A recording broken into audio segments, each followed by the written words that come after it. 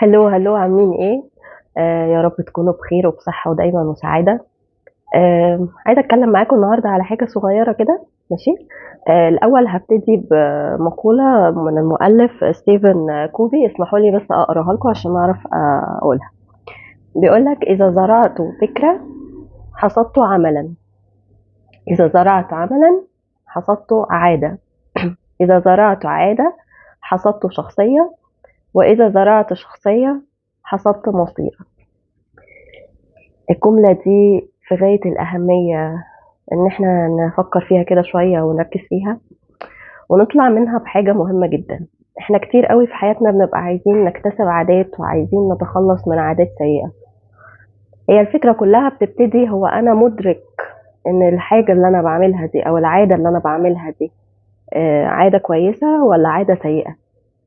إن أدركت إن العادة دي كويسة فده تمام جدا، حلو قوي.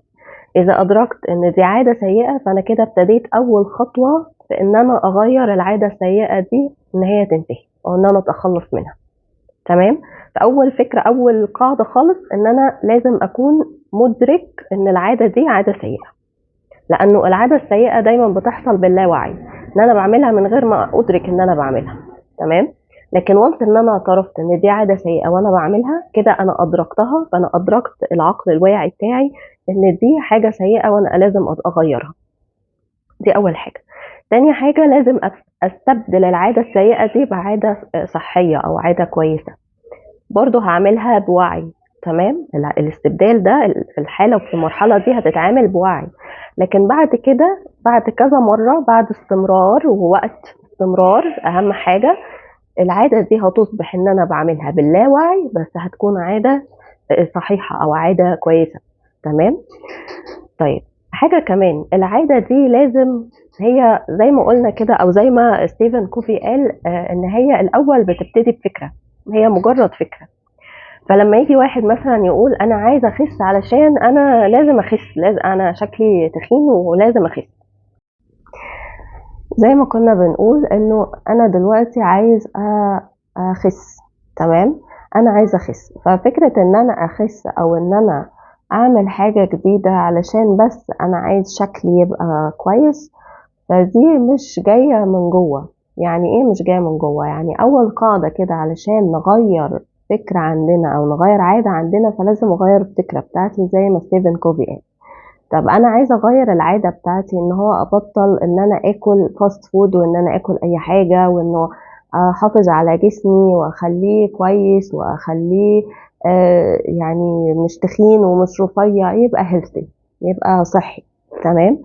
فلازم اغير الفكره الاول. الفكره عندي ايه؟ انا عايز اخس علشان يبقى شكلي حلو، مش عايز اخس علشان انا ابقى صحتي كويسه فلازم اعيش لايف ستايل كويس، فاللايف ستايل ده هو اللي هيخليني ابقى كويسه وشكلي كويس وشكلي يعني ابقى صحيا كويس. فهمتوا قصدي؟ فاول قاعده كده، لازم عشان اغير عاده، احنا قلنا ان احنا لما بنغير عاده بنستبدلها بحاجه كويسه، بس عشان استمر على عاده او استمر على فعل اكون انا مقتنعه بيه كويس جدا وماشي معايا ومستمر معايا ومقعش مرة واحدة، لازم اكون انا مقتنعة بيه. يعني اللي هو زي ما بقول لكم كده، لازم تكون اللي انا عايزة اعمله ده جاي من جوايا، مش بس عايز المظهر وخلاص. زي ما بنقول كده انه انا عايزة اخس، انا عايزة اخس، يبقى انا لازم امشي على لايف ستايل معين كويس صحي علشان اوصل لنتيجة ان انا ابقى كويسة جسمي وصحتي كويسة. تمام. وشكله يبقى كويس. فدي اول حاجه. يبقى اول حاجه انا لازم اكون مقتنع من جوه، الفكره هي اللي بتكون العاده. طيب، العاده دي كمان ليها 3 شروط. اول حاجه انه انا لازم يكون عندي المحفز ان انا اعمل كده، والتالت ان هو الفعل نفسه، والرابع سوري، والتالت انه يكون في مكافأة تاني. يبقى انا لازم يكون عندي محفز، الفعل نفسه، وايه، والمكافأة. مثلا احنا بنتكلم على ان انا عايزة اكون عادة عندي انه اروح الجيم مثلا، فلازم يكون عندي محفز. بمعنى لازم يكون المحفز بتاعي حاجة واضحة وانا شايفها، حاجة تخلي العادة ليها اشارة.